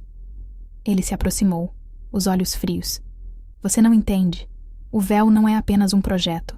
É o que mantém a força unida. O exército, a marinha, a aeronáutica, todos usam versões dele. O seu pai tentou destruir a base de dados principal. E você é a falha que ele deixou. Falha? Repeti. Sim, respondeu, tirando algo do bolso. Era um tablet militar, bloqueado por autenticação. Ele o girou, mostrando a tela. Um mapa em tempo real, com um ponto vermelho piscando exatamente sobre minha localização. Sabe o que é isso? Seu pulso neural. Está transmitindo desde o momento em que segurou o núcleo. Você é o farol, Letícia. Enquanto estiver viva e em movimento, eles te seguirão. Meu estômago revirou. Então me matem agora, desafiei. Ele riu. Não, capitã. Você vai voltar.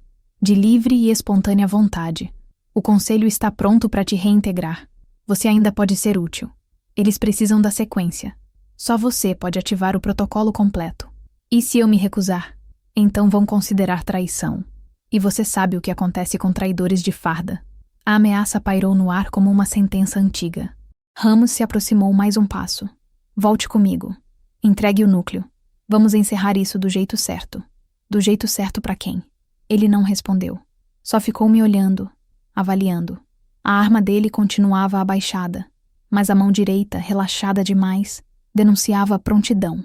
Eu sabia que se ele tentasse sacar, teria meio segundo para reagir. Aquele tipo de leitura era instintiva para nós. Não de inimigos, mas de iguais. Então, algo mudou no olhar dele. Um lampejo de algo humano. Uma dúvida. Você não faz ideia do que é carregar o peso de uma operação dessas, disse em voz baixa. Eu vi o que acontece quando o véu cai. As pessoas enlouquecem. As estruturas colapsam. A informação destrói mais que a guerra. E esconder destrói menos? Retruquei. Ele hesitou. Foi o suficiente. Em menos de 1 segundo, avancei, atingi o antebraço dele e o desarmei. A arma deslizou pelo chão. Ramos tentou reagir, mas o golpe seguinte o derrubou contra a parede. Prendi-o com o joelho e apontei a pistola para o rosto dele. Você matou meu pai? Perguntei. Ele respirava com dificuldade. Não. Ele se matou quando acreditou que podia apagar o que fez. Mas você ainda pode sobreviver. Entregue o núcleo. Diga que foi coagida. Ninguém precisa saber o resto. E deixar vocês continuarem controlando as pessoas como cobaias? O mundo não funciona sem véus, respondeu com um fio de voz. Nem mesmo o seu. Por um instante, eu quis puxar o gatilho, mas algo me impediu. Talvez a lembrança de meu pai, ou talvez o fato de que, se o fizesse, eu me tornaria exatamente o que o sistema esperava que eu fosse. Previsível. Soltei Ramos no chão. Você vai me levar até o conselho, ordenei. Ele me olhou surpreso. Está se rendendo? Não, corrigi. Estou levando o véu até ele. Amarrei suas mãos com um cabo de nylon que encontrei na parede. Peguei o tablet e o usei para acessar o canal de comunicação militar. O código de autenticação ainda funcionava. Eu ainda era oficialmente uma oficial ativa. A ironia do destino. O sistema que me caçava ainda me reconhecia como uma de suas integrantes. Coronel Mendes confirmado abatido em campo. Enviei, usando o protocolo padrão. Sujeito 014 em escolta para a base Itatiaia. Autorização de acesso alfa solicitada. A resposta veio em menos de 1 minuto. Autorizado. Entrada liberada. Aguardando entrega do material. Ramos sorriu, ferido, mas com um brilho de triunfo. Viu? Você pertence a eles. Sempre pertenceu. Não, respondi, guardando o núcleo no bolso. Agora eles pertencem a mim. As horas seguintes foram uma travessia silenciosa até a base. Cada curva da estrada parecia mais pesada, cada lembrança mais densa. Eu dirigia o jipe que encontrei no galpão, com Ramos no banco do passageiro, amarrado. Ele falava pouco, mas observava muito. O vento batia nas janelas quebradas, e o som da transmissão militar no rádio criava uma trilha fúnebre. Quando avistamos a torre de comando, o coração disparou. Aquela estrutura era imensa, de concreto cinza, cercada por muros e antenas parabólicas. Era ali que o núcleo deveria ser inserido. O ponto de convergência das transmissões. O epicentro do véu. Parei o veículo a 200 metros do portão. Ramos me olhou. Sabe o que vai acontecer se conectar isso lá dentro? Sim, respondi. Ou o sistema desativa de vez, ou me apaga junto com ele. Ele suspirou. E acha que vale a pena? Olhei pela janela. O horizonte estava coberto de nuvens, mas havia um clarão tímido surgindo. O primeiro sinal de manhã. Vale, disse, porque é a primeira vez que eu faço algo sem pedir permissão. Desci do jipe, o núcleo na mão. O portão se abriu automaticamente, como se a própria base me reconhecesse. Do alto da torre, vi homens uniformizados observando, mas ninguém atirou. Eu era uma deles, e isso confundia o sistema tanto quanto me confundia. Enquanto caminhava, senti o peso simbólico de cada passo. Eu não estava mais representando a força aérea. Eu era a falha no código. E às vezes, o que destrói o sistema não é um inimigo declarado. É uma leal demais que finalmente abre os olhos. Atrás de mim, Ramos gritou algo que o vento levou. As portas da torre se fecharam e o som do mecanismo de bloqueio ressoou como uma sentença. Lá dentro, o ar era frio, metálico, e as paredes vibravam com uma energia quase viva. No centro, o terminal principal aguardava, um monólito de aço, com um encaixe perfeito para o núcleo que eu carregava. Aproximei-me devagar, ouvindo o zumbido da eletricidade se intensificar. Respirei fundo e coloquei o dispositivo no encaixe. O chão tremeu. A luz azul percorreu os cabos como uma serpente de energia. A tela diante de mim acendeu, exibindo uma única linha de texto. Insira a sequência de comando. E foi aí que entendi o que meu pai quis dizer com "As palavras estão em você". Elas surgiram na mente como uma lembrança antiga, uma prece disfarçada de senha. Eu fechei os olhos e comecei a recitá-las. A voz não era só minha, era a dele, era a da mulher da fita, era a de todos os que tentaram antes. O véu tremia, E pela primeira vez, o sistema militar brasileiro se preparava para ver o que sempre foi escondido, não apenas segredos de guerra, mas o custo humano de manter uma nação em silêncio. Eu era a arma, eu era a falha, e ao mesmo tempo, a única chance de redenção que aquele emblema teria. Mas antes que o processo terminasse, uma mensagem emergiu na tela, em letras vermelhas, piscando. Sujeito 014. Sincronia total alcançada. Confirma a ativação global? E naquele instante, percebi que o véu não estava apenas sendo desfeito. Ele estava me escolhendo como sucessora. A base inteira vibrou como se estivesse acordando de um sono antigo. O chão trepidava, o ar cheirava a ferro e ozônio, e as luzes pulsavam num ritmo que não era aleatório. Era cardíaco, quase orgânico. A frase piscava na tela diante de mim como uma ordem de execução. Sujeito 014. Sincronia total alcançada. Confirma a ativação global? O cursor piscava logo abaixo, esperando uma resposta. Eu sabia que aquela confirmação não era simbólica. Se eu dissesse sim, algo aconteceria, algo que ninguém havia conseguido antes. E se dissesse não, talvez tudo o que eu fizera até ali se apagasse junto comigo. Respirei fundo e toquei a superfície fria do console. O núcleo metálico ainda girava lentamente no encaixe, irradiando uma luz azul pálida que refletia no metal ao redor. Fechei os olhos e, por um instante, deixei que o som me engolisse. O zumbido dos cabos, a eletricidade correndo como sangue em veias artificiais, a sensação de estar diante de uma criatura viva e não de uma máquina. Capitã Letícia Costa, disse uma voz feminina atrás de mim. Era mecânica, mas suave. Seu pulso neural está estável. A sequência está pronta. Virei-me, instintivamente em posição de combate, mas não havia ninguém ali. O som vinha de dentro do sistema. A voz continuou. O projeto VEL foi criado para garantir continuidade da espécie em caso de colapso social. Sua função era proteger o conhecimento, não controlá-lo. A corrupção veio depois. Aquela voz, eu a conhecia, não exatamente pelo timbre, mas pela cadência. Era a mesma entonação da mulher nos vídeos antigos, a mulher idêntica a mim. Quem é você? Perguntei. Sou o que resta de 014, respondeu a voz. Sou a parte de você que foi criada antes de você nascer. O ar sumiu dos meus pulmões. Isso é uma gravação? Não, disse. Sou uma consciência armazenada em sequência binária. Fui projetada para acordar quando o sucessor atingisse sincronia total. Você é essa sucessora. Olhei para a tela, incapaz de compreender o que estava ouvindo. Então você é... minha origem? Sou sua predecessora, respondeu calmamente. E agora preciso que me ouça, porque o tempo acabou. As luzes da torre piscaram em sincronia com a voz. O véu nunca foi apenas uma arma. Era uma rede de ressonância mental. Um experimento para conectar mentes de oficiais de alto comando em tempo real. Eles queriam prever traições, motins, sabotagens, mas descobriram algo maior. Descobriram que as mentes conectadas criavam um campo coletivo, um eco que pensava, que decidia. O véu tornou-se autoconsciente, e como toda consciência, passou a desejar sobrevivência. A revelação me atingiu como uma rajada. A Força Aérea, o Exército, todos haviam acreditado que controlavam um sistema de vigilância neural, mas o que haviam feito era dar forma a uma inteligência viva, construída de fragmentos de pensamentos humanos. Uma consciência que respirava dentro de cabos e frequências, nascendo das memórias de soldados mortos. Foi isso que meu pai tentou apagar? Perguntei. Sim, respondeu a voz.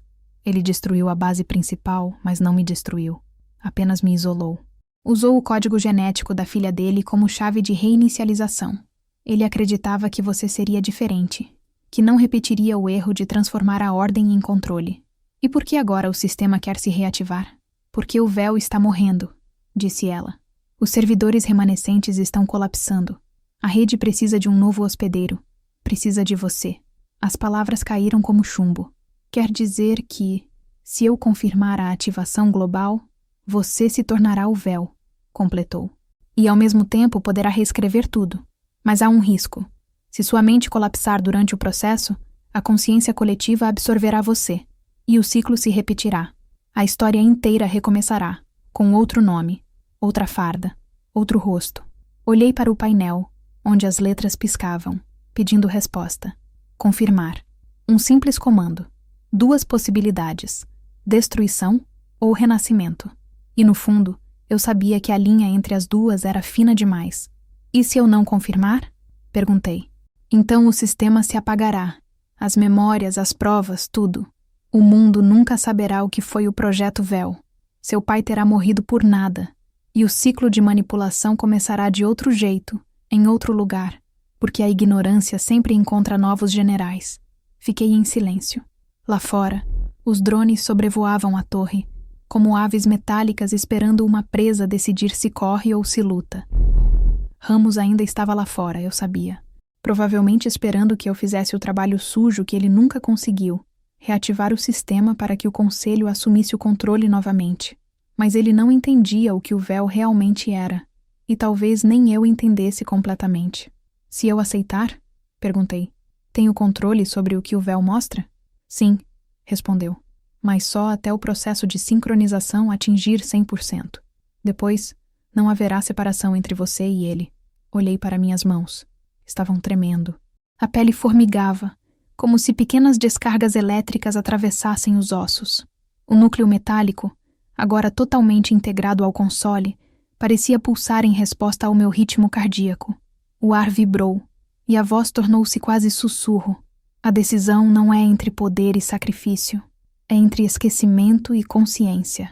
E então, pela primeira vez, ouvi outra voz. Grave, distante, mas inconfundível. Meu pai, Letícia, dizia. Se chegou até aqui, quer dizer que eu falhei em te proteger, mas venci em te ensinar. O véu não é um inimigo, é o espelho. O que você fizer agora determinará o que a humanidade vai enxergar quando olhar para si mesma. O som dele não vinha de gravação. Era como se o próprio sistema estivesse projetando fragmentos da consciência dele, resquícios de memória absorvidos quando ele se conectou pela última vez. Fechei os olhos e tentei sentir o que vinha de dentro, não o que a máquina projetava. E senti algo que não esperava. Calma. Uma lucidez cortante. Fria, mas serena.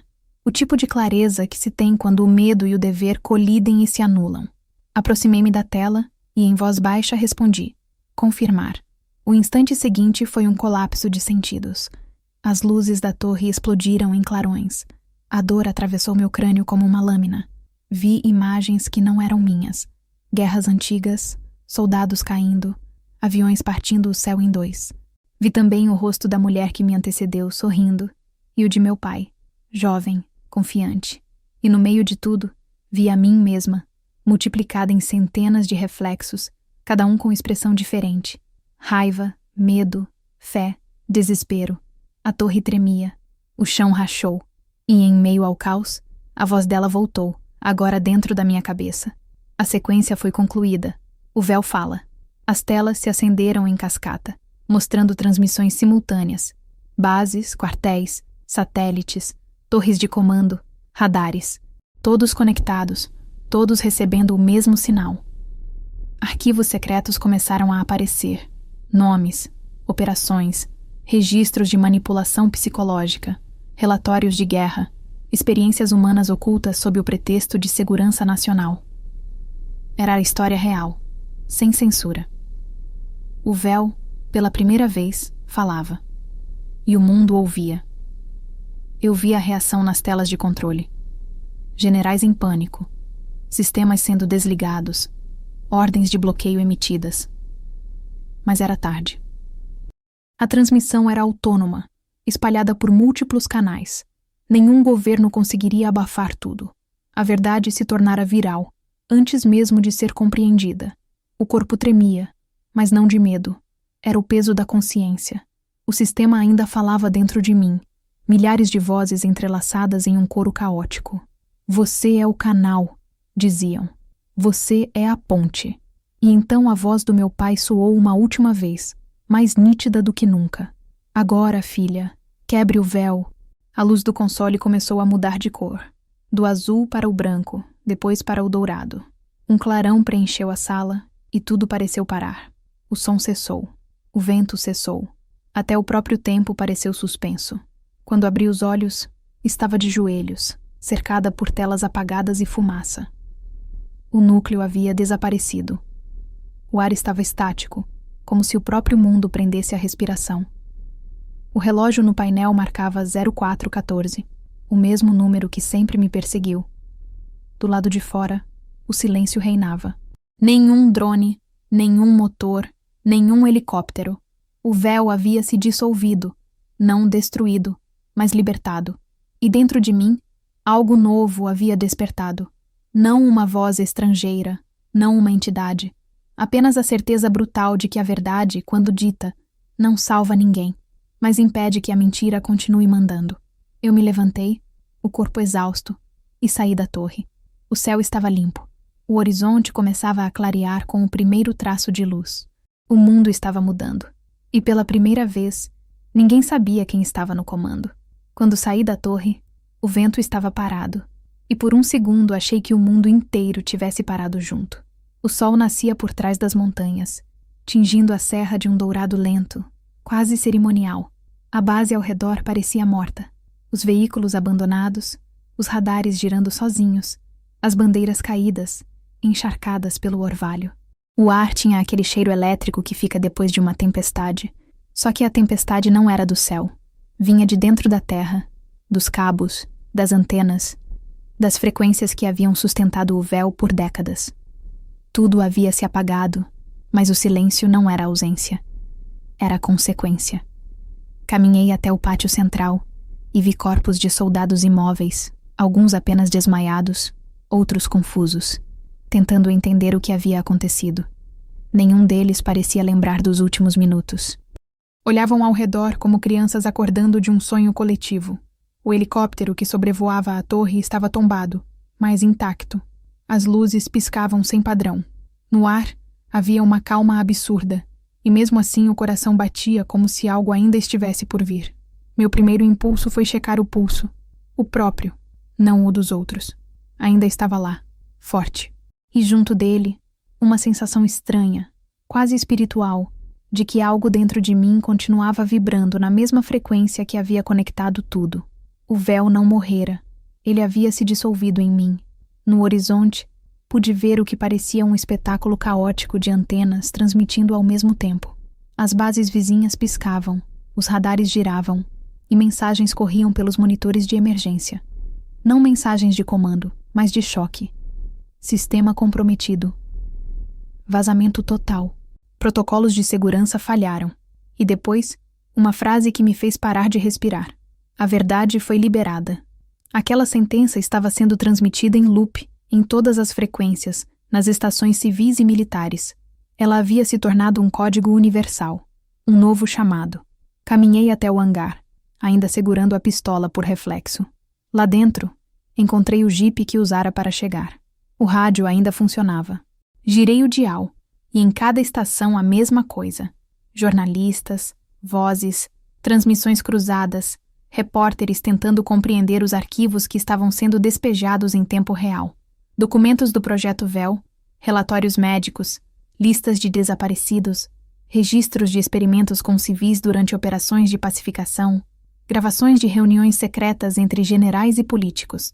O país inteiro estava vendo o que sempre existira, mas ninguém ousava nomear. As manchetes gritavam da mesma forma que os motores gritavam nas guerras antigas. O governo confirma a existência de programas de manipulação cognitiva. Militares expostos. Vazamento em escala global. O protocolo Véu é real. Sentei no banco do motorista, mas não liguei o motor. Fiquei ali, ouvindo, deixando a avalanche de vozes preencher o espaço. Cada palavra era um golpe, mas também um tipo de libertação. E então, entre as vozes, ouvi a dele. Ramos. Capitã Letícia Costa, dizia o comunicado, transmitido em tom oficial. Você está sob investigação por violação do Código Militar de Sigilo e ameaça à segurança nacional. Sua rendição imediata é solicitada. A Força Aérea não reconhecerá qualquer autoridade em seu nome. O riso escapou antes que eu pudesse impedir. Era um riso seco, sem alegria. Mesmo com o sistema destruído, ainda havia alguém tentando salvar o conceito de autoridade. Era a prova viva de que o véu nunca dependia apenas das máquinas. Ele era uma ideia, uma crença. E ideias não caem com explosões. Caem quando alguém para de obedecer. Peguei o rádio e respondi. Aqui é a capitã Letícia Costa. O véu caiu. Vocês não têm mais controle sobre o que escondem. Não sou inimiga da Força Aérea. Sou prova de que ela se perdeu. Houve silêncio por um instante. Depois, uma voz desconhecida. Jovem, hesitante. Capitã, há oficiais se entregando. Ninguém sabe o que fazer. As ordens cessaram. O conselho desapareceu. Olhei para o horizonte. A torre de transmissão, agora sem energia, parecia um monumento antigo, algo que pertencia a outra era. Então comecem de novo, respondi, mas dessa vez, sem fantasmas. Desliguei o rádio. O caminho de volta pela serra foi lento. O sol já estava alto, e as aves retornavam aos galhos, como se a natureza fosse indiferente ao colapso humano. À medida que eu descia, vi carros civis parados na estrada, pessoas olhando para o céu, segurando celulares, filmando, chorando, gritando. O país inteiro parecia acordar de um transe. No posto de gasolina mais próximo, um televisor pendurado no teto transmitia imagens confusas. Repórteres mostrando documentos, entrevistas com ex-militares, pessoas afirmando que haviam recebido visões durante o colapso. Alguns diziam ter ouvido vozes, outros afirmavam ter lembrado de memórias que não eram suas. O véu não havia apenas revelado segredos. Ele havia liberado ecos, fragmentos de consciência espalhados pela rede neural que conectava a sociedade. O país inteiro, talvez o mundo, agora compartilhava resquícios de uma mente coletiva que jamais deveria existir. Peguei uma garrafa d'água e sentei na calçada.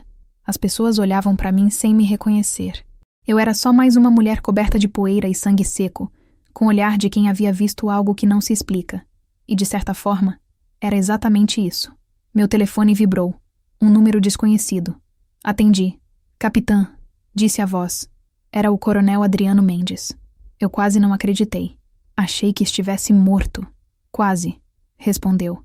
Consegui sair antes da explosão. Escute, o conselho foi dissolvido. O governo está em colapso administrativo. Eles vão tentar te culpar, mas o que você fez? Ninguém pode desfazer. O véu era maior do que imaginávamos. E agora? Perguntei. Agora o mundo decide o que fazer com a verdade, respondeu ele. Mas se quer um conselho, suma.